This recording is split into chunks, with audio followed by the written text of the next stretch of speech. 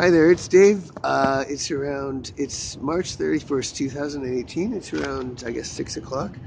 Um, I'm still in downtown Vancouver. I Today was not a great day. It was kind of really sad, actually. Um, my mom passed away 21 years ago on March 31st, and it was also Easter Sunday that year. So that's been on my mind, but there's two or three other things that I wanted to be with my sister. I wanted to be with Kelly on Christmas Day, and nobody in the country would allow that. I haven't seen my sister since August 25th, 2014, when the Peel and Toronto police took her away from me under Bill C-51, accusing me of being a terrorist. And if my sister was with me, she would be thrown in jail for 5 years.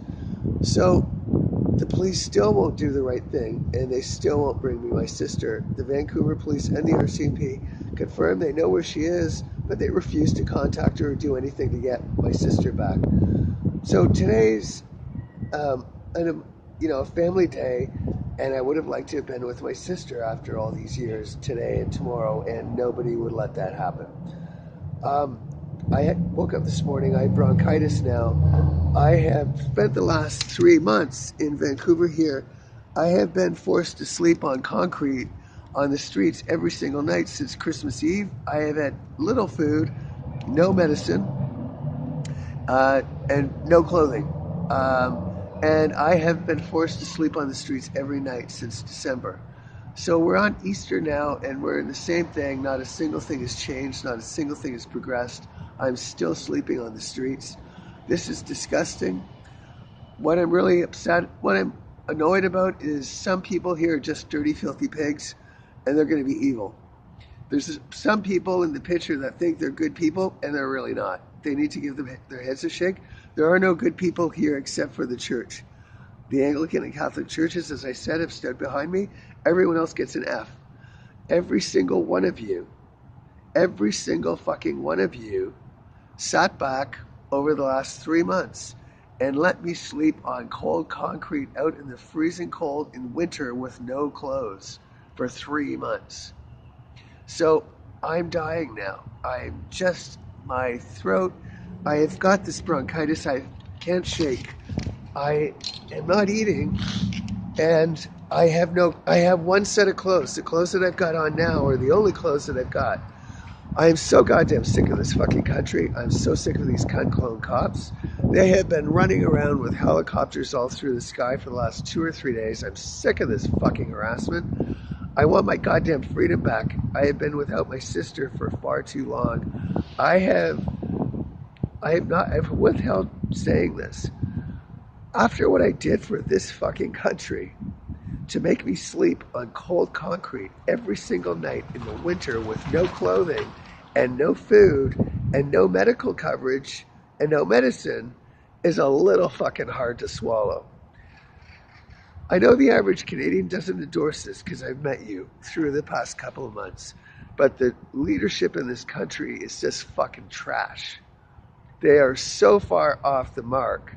They have said that my life is of lesser value than Justin Trudeau's life or some other people who paid $25,000 to the CIA for the privilege of torturing me. Justin Trudeau's life is no more valuable than mine, and the person who's running the Where's My Canada file should be fired immediately. They have made a gigantic mistake which will haunt them for the rest of their lives. They devalued my life and said that my life was less valuable than someone else's, and it was okay for me to suffer. That is no one's decision to make. It is only God's decision to value a human life, and it is never our place to put a relative value of one human life as opposed to another. You all seem to have this major goddamn problem understanding the most basic tenet of Where is My Canada. You are valuing my life as less than someone else's, and I am forced to suffer so Justin Trudeau and other people benefit. Kelly, it's been a sad day. There's nothing that's been happy today. I'm very depressed. I am alone. I've been alone for 2 years. I'm trapped in this fucking godforsaken satanic Nazi concentration camp, and I can't get out. Look at this fucking place.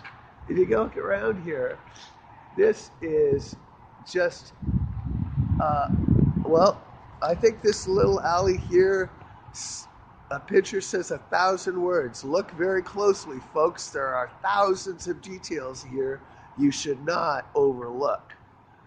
This place is really, really, really in trouble. That's another video of which there's been many.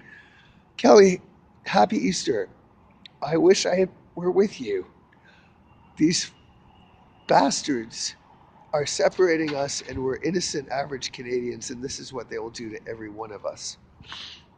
I'm sorry that we're not together again, and I know you are too. Hi, Sarah and Amanda and Rick.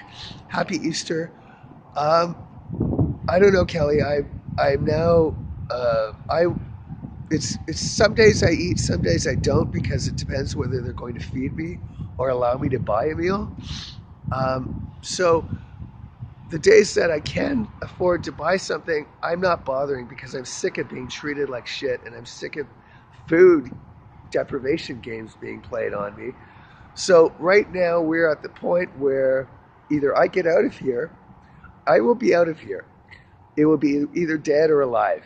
I would prefer to be alive, but I sure as hell am not going to subjugate myself to a bunch of Nazi freak clone cops who are going to assault me 10 times in 1 year. I'm not living a life like that. So I put everyone on hold. The hunger strike is continuing, the deprivation of everything else.